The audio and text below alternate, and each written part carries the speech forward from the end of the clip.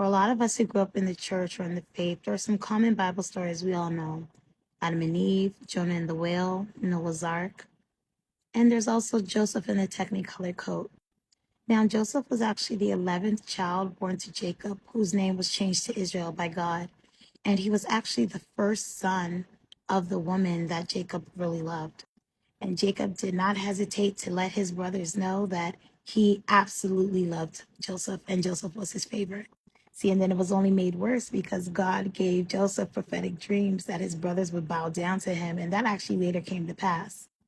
And while Joseph was the favorite of his father Israel, and he did help his people to not perish during times of famine, it was actually through his brother Judah that God decided to bless the entire world.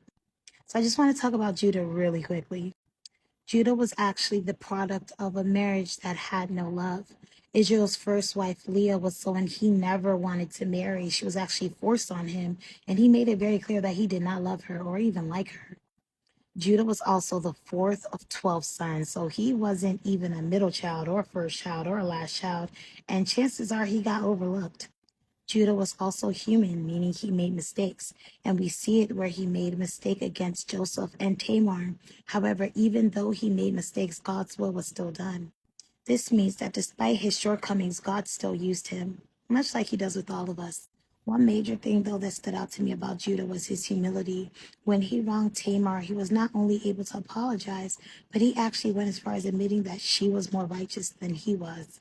You have to understand that in this time, this was when women were silenced and told to shut up. So for a man to actually herald her as more righteous than him is pretty big of a deal.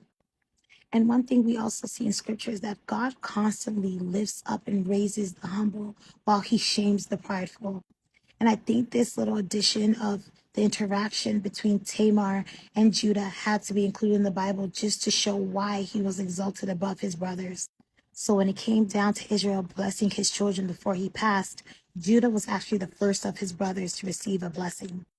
I say all this to say that even though you may be surrounded by people who are praised by their works and you may feel as though you're overlooked, man may overlook you, but that doesn't mean God is.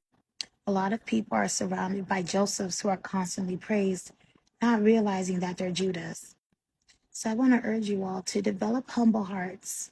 Go to God in prayer and seek his face, because you never know how God may exalt you in the time where you feel as though you're being overlooked. Be blessed.